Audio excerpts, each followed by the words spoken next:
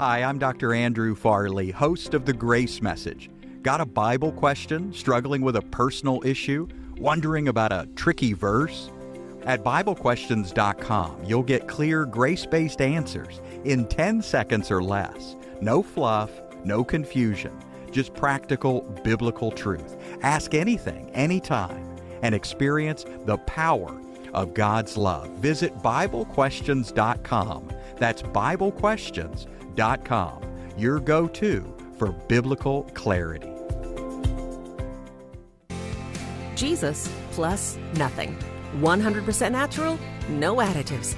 Andrew Farley is celebrating your freedom in Christ. Call in and ask your questions at 877-655-6755.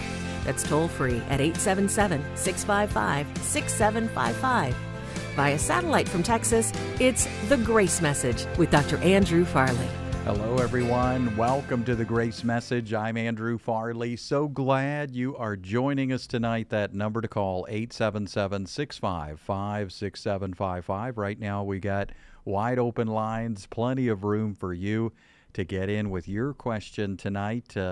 Maybe you got a question about a scripture passage, something you heard in church this past weekend, Easter weekend, or perhaps you were chatting with a friend in a coffee shop recently or looking online and something caught your attention. You're not sure about it. You want to put it to the test. Well, that's exactly why we're here tonight at the Grace Message. So glad you joined us. 877-655-6755. We got a couple open lines. It's time to dive in. If you're a first-time caller, we say go for it. We love first-time callers. If you're a veteran with the program, you've been part of a conversation in the past, join us again. Hop on the line and give us a ring, 877-655-6755. Maybe it's a personal problem that's going on in your life, in your marriage. Whatever it is, we want to hear from you tonight. That's exactly why we're here.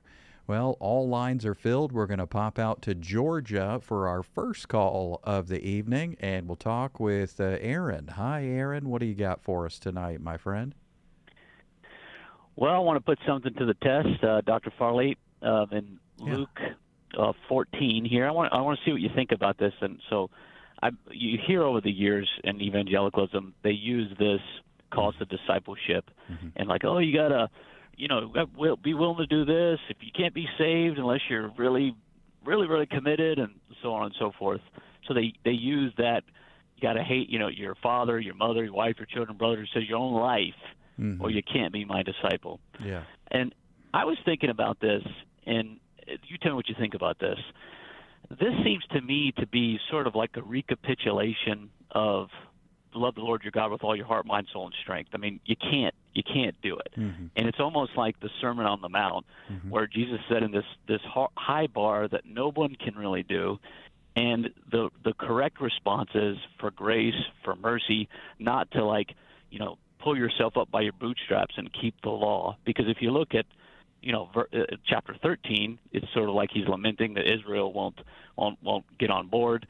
And then at the beginning of this chapter, you got the Pharisees there. He's having dinner with them. They're examining him and they're questioning him, his use of the law. Yeah. And so at the end of this, he's basically saying, you got to love the Lord your God with all your heart, mind, soul, and strength. Step up, see if you can do it. And, of course, the wrong response is to think you can. What do you think about that as opposed to the traditional view, which is this is metaphorical? The word in Greek for hate is really not that. What do you think about this? Yeah. Well, I do love what you're saying. I think you got a good perspective on this passage. First, it's a challenging passage, and I think we need to comb through it. Luke 14, large crowds were traveling, and turning to them, Jesus says, if anyone comes to me and does not hate his father, mother, wife, and children, brothers and sisters, yes, even their own life, okay, it says such a person cannot be my disciple. So I know we can try to color the word hate. I mean, we can try to, water it down and all of that. But really, I think what he's saying is in comparison to a focus on me, you're going to have to disregard what mom and dad think. You're going to have to disregard what brother and sister think. You're going to have to disregard what your kids think. And for the Jews, I mean, just think about this, how real this is for the Jews. The Jews of that day, I mean, they resisted Jesus as Messiah. They ultimately murdered him. They certainly gave the disciples a hard time, torturing and killing many of them, most likely. They tried to hunt them down. And so clearly there was a rejection of Christ. And so Jesus is saying to the Jews, now, whether they can do it or not, I mean, that's a second question. We'll get there in a minute. But, I mean, this portion is not actually, you cannot wake up and justify the idea that Jesus promotes hate. Jesus is not promoting hate. But in comparison to public opinion, he's saying you're going to have to not care about public opinion compared to how much you love me. Now, that's just for salvation. I mean, that's just a Jewish reality. Because look, I mean, just think about it, okay? The Jewish tradition is thousands of years old. Go down the street 6 blocks, and they would have seen the temple, the Jewish temple, the magnificent structure with big budget religion and all the tradition, all the heritage, all the lineage. Look, that's where your dad went and your grandpa went and your great-grandpa, and everybody went there and they gave sacrifices and they paid homage to the law and to Moses. And now you're telling me, you're telling me that in the midst of all that tradition and the midst of all that history, that you are going to reject that way of trying to get right with God, and you're going to pop over to that little home church? Are you kidding me? That little home church, the one over there. I mean, it's about 10 blocks away from the temple. It has nothing to do with the practices of the temple. They only got about 18 people over there. They got no money. They got no budget. It's like a little Bible study in the living room over there. And you're going to reject the temple practices, reject the works of the temple in order to go hang out with that church group. Well, you better believe you're going to make mom and dad angry. You're going to be rejected by your family. You're going to be seen as a heretic. You're going to experience so much rejection. And so Jesus is setting them up for this. So there's a choice to make. And I think when you put a Jewish lens on this passage, it really helps. I mean, obviously, Jesus is not saying, I want you to hate people because God is love. But what he's saying is, you're going to have to be willing to be rejected. You're going to have to be willing to care way more about what I think versus what other people think, including your own family. I came with a sword, Jesus says. I came to divide families. So then you go on and it says, whoever does not carry their cross cannot be my disciple. So then, they don't know what he's talking about. It's kind of like when he says, eat my flesh and drink of my blood. They're like, gross. What is this, cannibalism? What does he even mean? Well, likewise, when he says carry your cross, they're thinking, okay, wait a minute, Roman torture? Like you're bringing up Roman torture for criminals? What is that? And so his point is that you're going to have to be crucified with Christ. You're going to have to go through a death, burial, and resurrection. So it's interesting because in one sense, I agree with you that nobody can attain to this. Like nobody can pull this off. Like you can't crucify yourself. You can't become a new creature yourself. You can't do this to yourself. But at the same time, Jesus is saying, look how much has to happen for you to be saved. It's radical. It's not behavior improvement. It's not sin management. It's not law keeping. It's surgery, ripping out your old self, giving you a new self. You got to go to the cross to be saved. So, you know what? He's saying basically, do you want me? Do you want me? Do you really want me? Do you want salvation in me? Do you want new life? well, then you know what? The gate's narrow. It's a gate of grace. And, you know, what I would say to our grace friends out there, just like you, Aaron, I mean, you've counted the cost. We're not talking about some, I know how we've traditionally talked about counting the cost, but I mean, you've recognized the cost. There are religious people who disagree with you right now.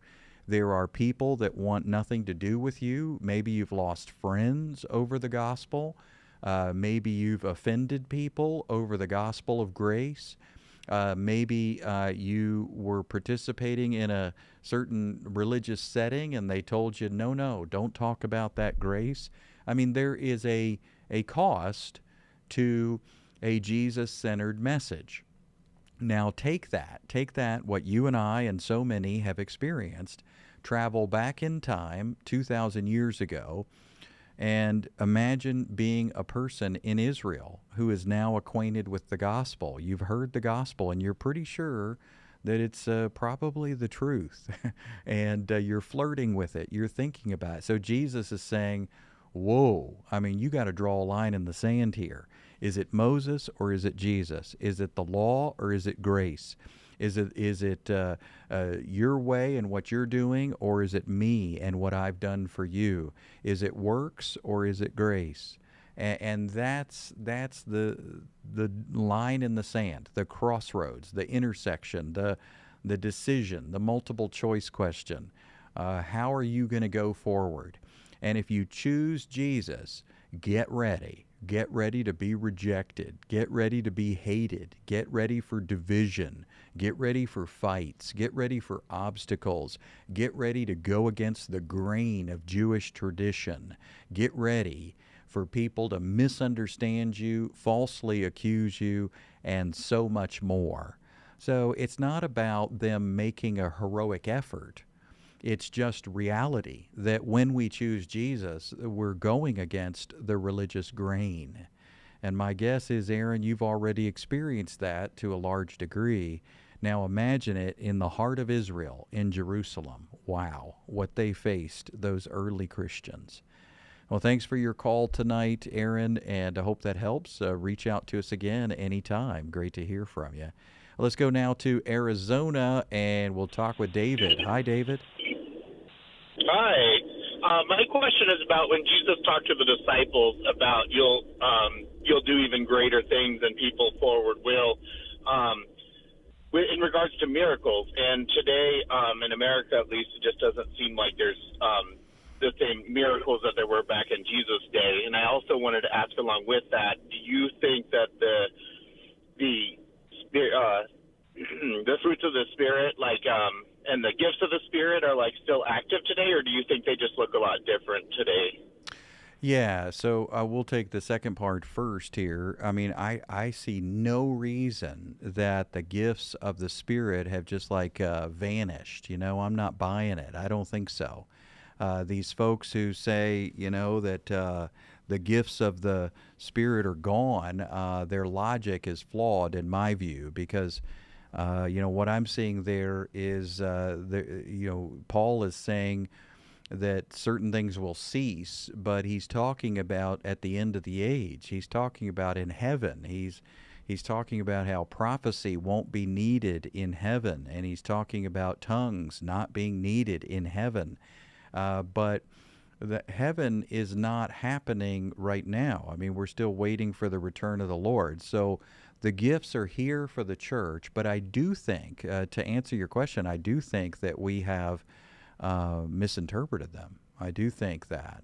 So it's really important to understand what the gifts are, meaning, what they are authentically. Because tongues, if it's for evangelism, then don't we need evangelism? Well, we do. If prophecy is not future telling and fortune telling, but if prophecy is instead talking about the gospel and applying it to people's lives, I mean, that's what Corinthians says. Corinthians says that prophecy is for exhortation, and it is for a consolation. So when you console somebody, when you exhort somebody, and it's for edification when you edify someone. And so that's exactly what the gifts are. The gift of prophecy is for today, but it's not what people think. It's not about a fortune cookie. It's not about future telling. It's not any of those things.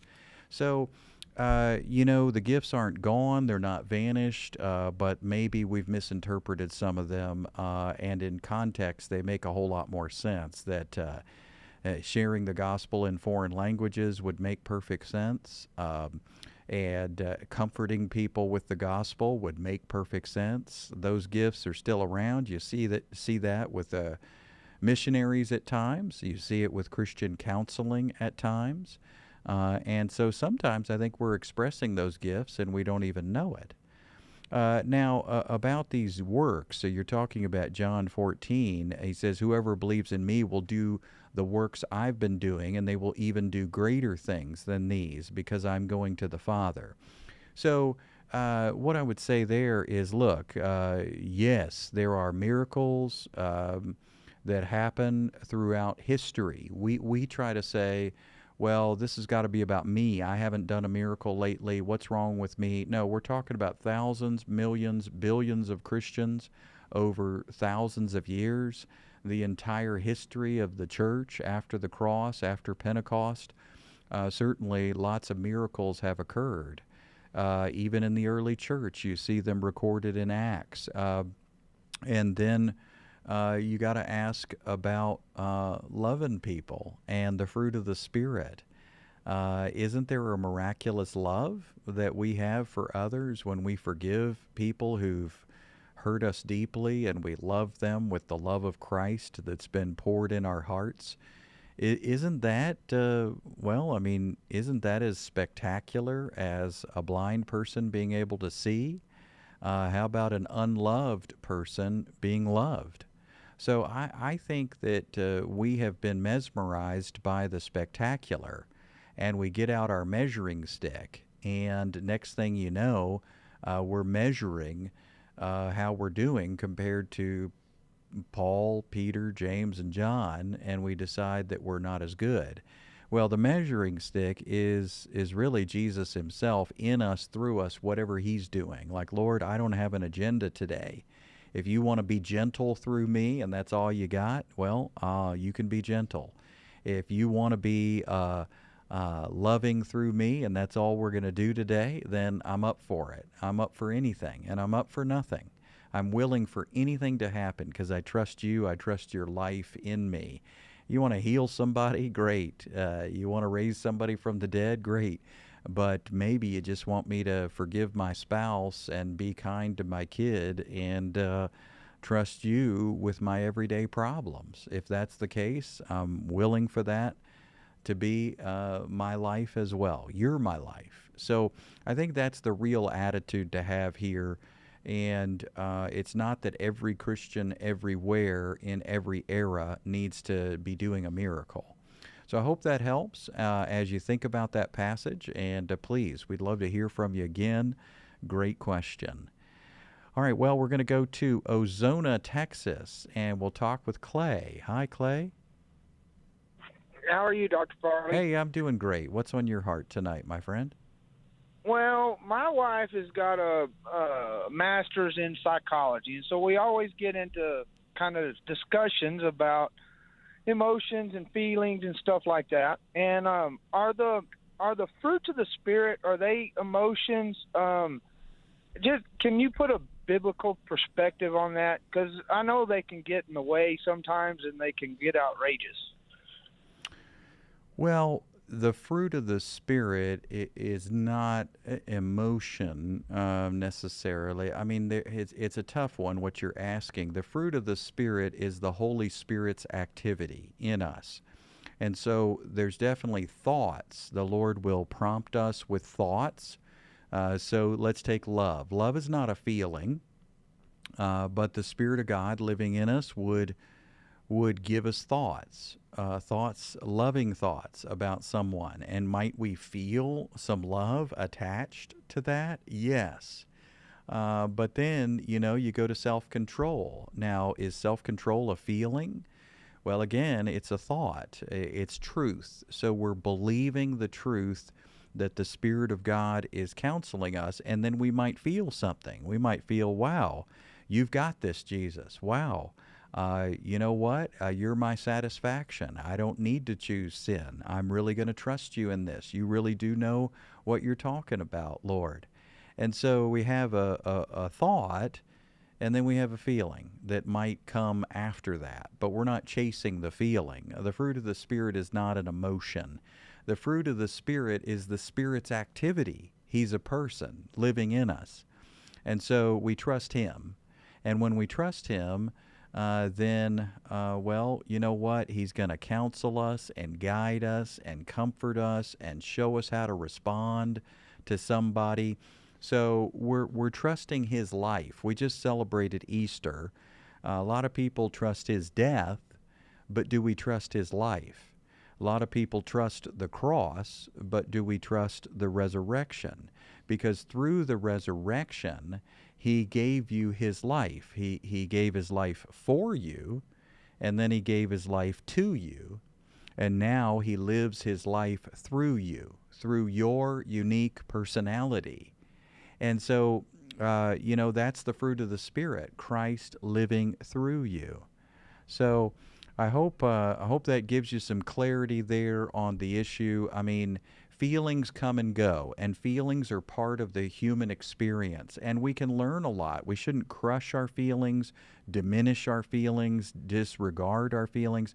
Feelings are part of the human experience. We can't just belittle them or be negative about feelings.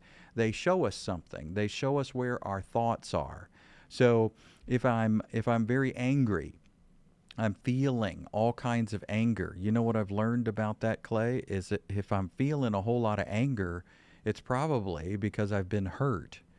So then I ask myself, am I hurt? Is that what this really is? Because I'm angry, but am I really hurt at a deeper level? Isn't that what the feeling is? And then if I'm hurt, then how did that hurt me? And it's usually someone treated me in a way that I didn't expect. And so then what's the answer to that? Well, I don't just say, well, gosh, I got to get rid of this feeling. No, I say, well, they hurt me, and so I'm going to forgive them. I'm going to choose to process this and say, Lord, they hurt me. It made me feel like a zero. It made me feel attacked. It made me feel belittled. It made me feel insulted. It made me feel worthless. It made me feel, and I can fill in the blank there and say, Lord, that's the damage, but guess what? You've made me a forgiving person. And so I choose to forgive them and release them from anything that they owe me. Even if they do it again, I'm canceling their debt. I'm releasing them from the expectation. My heart wants to forgive them. My heart wants to love them, and I'm going to choose. So, I don't feel like doing that, but I choose it. And then, maybe 30 minutes later, maybe 5 days later, my feelings catch up, and I'm feeling good about the whole thing, but maybe not immediately. But I'm not walking by emotions. I'm walking by truth. I'm walking in the truth of my new heart, my new identity, who I really am in Christ, and what my new heart really wants to do is forgive them and love them. That's who God made me. For more information on the broadcast ministry of Dr. Andrew Farley, please visit andrewfarley.org. That's andrewfarley.org. Join us next time as we invite you to celebrate the grace message with Dr. Andrew Farley. This program is sponsored by your generous financial support. Hi, I'm Andrew Farley. I hope you enjoyed today's program. And if you have more questions, whether it's about a Bible verse, a personal struggle, or anything on your heart, BibleQuestions.com is here for you. You'll get clear, grace-based answers in 10 seconds or less. No confusion, no judgment, just practical truth that meets you right where you are.